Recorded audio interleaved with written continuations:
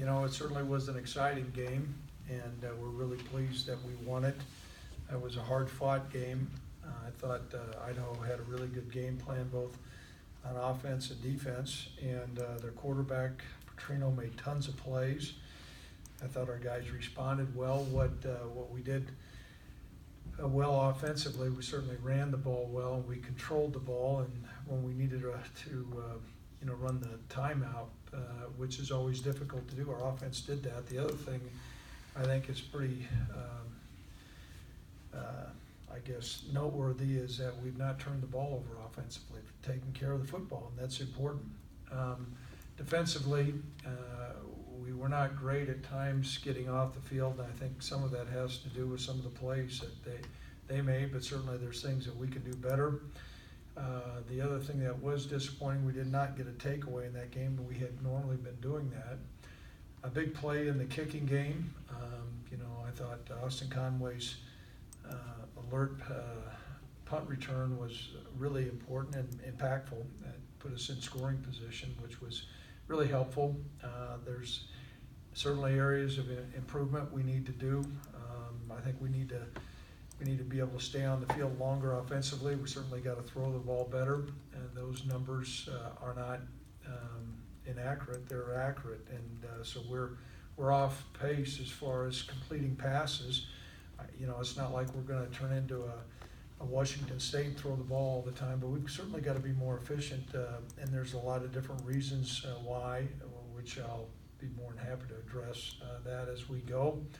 Certainly excited about playing the University of Tulsa. They came off a really tough loss against Oklahoma State. I know they had battled back. They had jumped out, Oklahoma State had jumped out ahead of them, and then the resolve of their football team, they came roaring back and actually were ahead at halftime. And I think they've got an excellent quarterback, Zach Smith. Played the majority of the game. He did not complete the game. Boomer came in at the end, so I don't know what his status is, but he certainly is an excellent quarterback. He runs that system well. Coach Montgomery has been a head coach there for a certain number of years and has done an excellent job. He was part of the whole Art Briles tree at University of Houston, and then at Baylor when they're really building their dynasty and their offensive explosiveness. So we've got our hands full. We're excited about playing. We are 3-0, so that's a good place to be, but we've got to figure out how we can get to 1-0 and win this next game. I also want to say thanks to the fans. I thought it was an excellent home crowd. Those are the type of games that we really enjoy, and I think it speaks well for the University of Wyoming to be able to attract that number of fans for our second game. Certainly, the weather and how we've been playing has had a big impact on that, but I want to say thanks because that certainly is important as it drives college football. So at this time, questions? No further questions? Yes. Craig, when you evaluate the pass, what are the reasons for it, the lack of production? Right. I went through the film meticulously, and then in this game in particular, and first of all, I think we got to start with protection. There were some times that we were not protecting Sean nearly as well as what we need to, and that's not to sugarcoat some of his lack of performance, but that's where it does start. And so there was a couple times when he either was hit just when he released the football or had somebody in his face, and you're going to have some of that, Davis, but too much, and so we have to do that. Sean's fundamentally, he's got to get his feet set a little bit better, and I think sometimes he's rushing some things. Even sometimes when he's on the run, he was out of sync a little bit. So some of the balls that were thrown were catchable balls, but they were not ideal balls. And so, it's kind of a three-headed monster there. But we are going to start with protection. We've got to protect him better. I think we've got to look at what we're doing with the things that he can do better to put the ball in a better place. And then we need to come up with some of those tough catches. I mean, I get it. You don't want to catch a ball that's behind you a little bit or below your knees, but some of it, sometimes you got to make a play too. And so it was a whole almost a perfect storm there, but we've had too much. And so this week, we're gonna place a major emphasis to getting those things cleaned up, because we're running the ball well. And that's gonna be a trademark of ours, but we cannot be one-dimensional. We have to be able to move the ball through the air, and you're gonna see defenses. I'm sure if I were playing the University of Wyoming, I'd say, hey, I'm gonna make them have to throw the football. Because we are efficient at running the football. I think our offensive line's doing a better job. We're getting a better push. Running backs are running well. And so what you're seeing is safeties have gotten involved in the run game. And, for us, sometimes that's a double-edged sword, because if the safety misses a play, like on Trey's long run, well, it's a big, big play, but we can't live and die with that. Yes.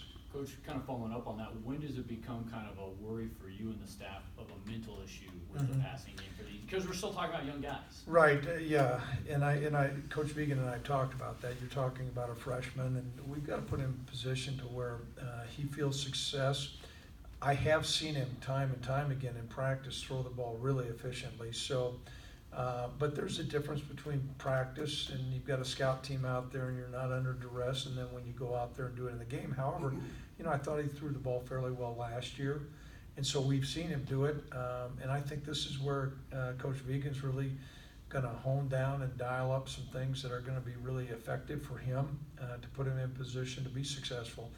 I don't care who you are. Sean, as you guys know, he was elected as a captain. He is a confident young man. He's not cocky, but he is confident, and there's an air about him. But I don't care who you are. After a while, you got to experience some success. I do think his threshold of confidence is going to see him through, though. I just don't think he's a guy that's not self-assured. I think he is, but we got to have him do some things that are going to put him in position to do well. Yes, Davis. Do you think he's comfortable doing some of your straight drop back passing game elements, or do you have to maybe try to move the pocket, get him on the outside? Well, we're not going to give our whole game plan away, and that's a fair question. Yeah. I think our offensive system is very complex, and that's why one of the reasons why you see these guys have transitioned in the NFL, because much of it is NFL stuff. We're feeding with a fire hose, and right now he's probably getting drenched a little bit. And so I think we need to look at what we do with him, but we cannot go into a shell and just say, okay, we're not going to throw him, and the only thing he's ever going to do is these real simple throws. He's got a strong arm, and so we're going to need to dial up some of the things that he does best. With all the excitement that was created with the few games he was able to start last year, and then thinking about, well, I got a whole season to get ready for next year, do you think maybe there's some internal pressures that he just needs to relax a little bit? Well, you're a pretty experienced sports writer and you understand people. We're also dealing with a pretty young guy, and expectations are high. I'm still real high on him, and Tyler's a good player too, and so we are 3-0. Can he throw the ball better? Yes, he certainly can throw the ball better. I've seen him do it. We have seen him do it, and so how much internal pressure there is, Tracy, I don't know. I just saw him over in the dining hall. He's got a smile on his face, but I don't. He wants to play really well. It's not a deal where he's just happy with throwing 41% or 39%. It's not like that. But I don't sense a guy that's just about ready to. We're going to need to go send him to a sports psychologist. I think we're in a better position than that. Yes. The tight ends help a young quarterback. Oh, yeah, it was interesting. I slipped away from the office yesterday to get a cup of coffee, and I came back and I ran into one of our former players, and I won't name his name, but he played a long time ago. And Coach, you went to the tight end once. Why don't you go to the tight end more? I go, well, that sounds like an armchair quarterback comment. We did hit the tight end on the first play. However, it was a busted coverage. But I think our tight ends are good players, and there's things that we can do with them. But to say that, okay, that's going to solve all of Sean's problems, I don't think that's accurate. However, I think we do have playmakers at the tight end position. We need to integrate those guys into our game plan a little bit more. other questions? I do want to apologize. I think I don't know who it was, asked me what our identity was. I said it was 3-0. Is that guy in this room that asked that question? I don't believe so. I think it was our guy that was covering. Okay, the I was being a little testy, and some of you guys know me pretty good. You know, I do think we need to have an identity, and Coach Vegan and I spent some time on that. We gotta hone down what we're doing and get some things that we do really well. We are running the ball well, so that may be our identity, but we cannot just be, you know, a team that doesn't do anything but run. Coach, Yes. can you build on the fact that you found ways to win with a younger football team? Well, that's been, you know, and I brought that up to our team in the locker room. I said, we're gonna enjoy the win because it was not easy. You know, there were some beautiful things. I think when you get the ball back and you got 3 minutes left and the other team knows that you have to run and you're able to run the clock out, that's a good thing. Or when they get the ball down, it's 1st and goal on the 2 and we hold up. Those are some good things. Thought we punted better. And we're finding resourceful ways to win games. However, when you are operating on those margins to continue, you're not going to be very successful very long. We've got to get better. We have to have continual improvement. When you have some young players, they need to play well. And then when you have some seasoned veterans, I think Tyler Hall is playing great right now, and Logan Wilson's playing really well. They're leading the way. So I know we're 3-0. There's probably some historians in the room. Wyoming very rarely starts out 3-0. We are there, but we're not looking. I mean, I'm stating that, but we got to look forward and see what we can do to get to 1-0. And when I was saying that, it was interesting. I was saying we got to figure out a way to get to 1-0. Rocket was looking at me, go, wait a minute, Coach. What do you mean 1-0? We already. Well, the mantra is we got to figure out what we got to do to win the next game. Yes. Is this your first trip back to Tulsa since you come there? Boy, you've gone through my bio pretty well.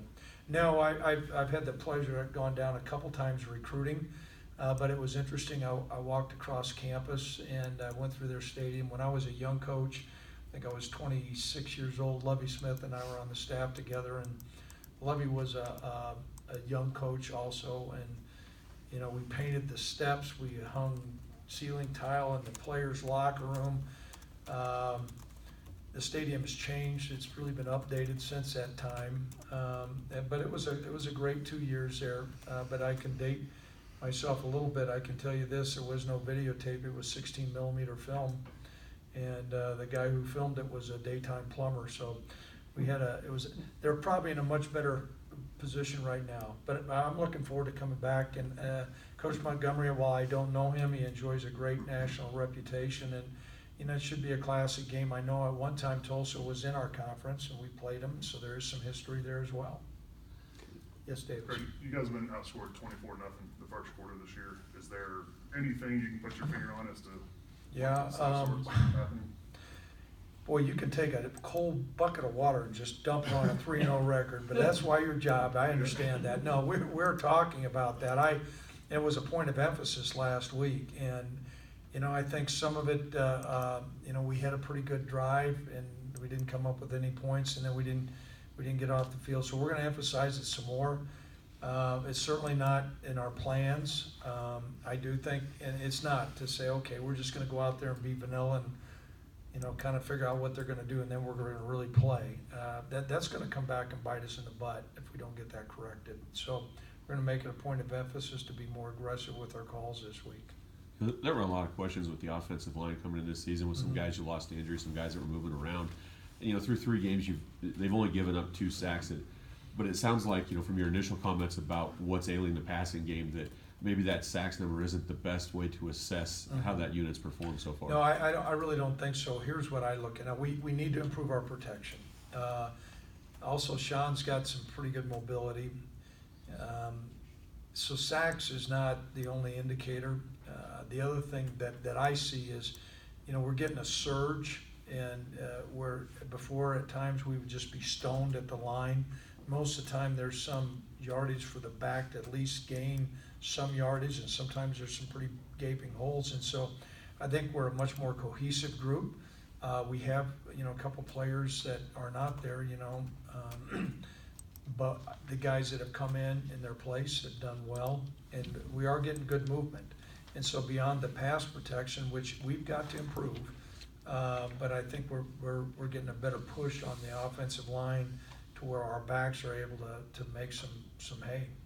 Given their youth, has it been impressive to see how they've come along as young as that line is? Yeah, I was real concerned about that, and we have a new coach and a bunch of new players in there, and, yeah, they have adapted to the maybe some new philosophies that we're teaching them, some new techniques, but they're playing really well together. And, you know, on the sideline, I don't hear any clamoring or any finger pointing or anything like that. They're a good group, and I think they're gonna continue to get better, and we're gonna have them for a long time. Yes, Davis?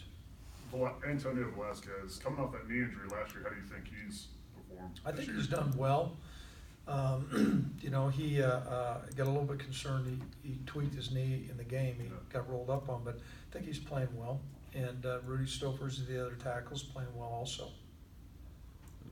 Nick Moore is a guy that you put on scholarship right before the start of the season, and I think, you know, most casual fans might say, like, the holder, you know, why are you putting the holder on scholarship? But, you know, it seems to me that you're not going to put a guy on scholarship unless he's meant an awful lot to this ball Right. club. What's he meant to this team for the Well, last 4 years? that's a great question. I mean, he came in as a quarterback and was a capable holder. At one time, we were gonna have him punt. He runs some scout team receiver for us. And, you know, a lot of the operation that goes into the extra point field goal comes down to a good snap and a good hold. And so he's been very consistent. He's on track to graduate. He's been a really good team member, and so he's playing. And, you know, if you look outside, I think there's a sign that says since our staff's been here, we've awarded 33 walk-on scholarships, and he's one of them. Yes, Davis? And how did you guys come out injury-wise? Any concerns? going Well, into we'll see, you know, I'll find out later on today where we're at. It was a hard physical game. You know, most everybody finished, but there's always some remnants, and so if there's anything up there, I'll let you know. Can you talk more about Tulsa? You talked about the quarterbacks, but Brooks at running back, Mhm. and they're, you know. Well, they've got, you know, the style of offense they run, it's a fast-paced offense. They get a lot of plays in. I know against Oklahoma State, they had 49 plays in the first half. And so they balance out the passing game and the running game. Their offensive line comes off the football, and they've got a couple tandem running backs that really do a nice job. And so it's not like you can just be minus in the box and count on them just playing basketball, or grass basketball. Now, they're gonna run the football, and so that makes us have to account for that. Defensively, I think they're a stingy defense. They operate on a three-man front, and so that's gonna be a little bit different for us as well. And they stun a lot, and so that's gonna be a challenge for our offensive line as well. Yes, Davis? Do you still expect to not have Antonio this week? We're gonna be hopeful that he is gonna be here. Okay. Matter of fact, I would say, I'm gonna visit with him tomorrow. Is he still in California right now? He'll be in late tonight. Okay. Are there any other questions online? I know we got Keith out there. Okay, thanks a lot, everybody.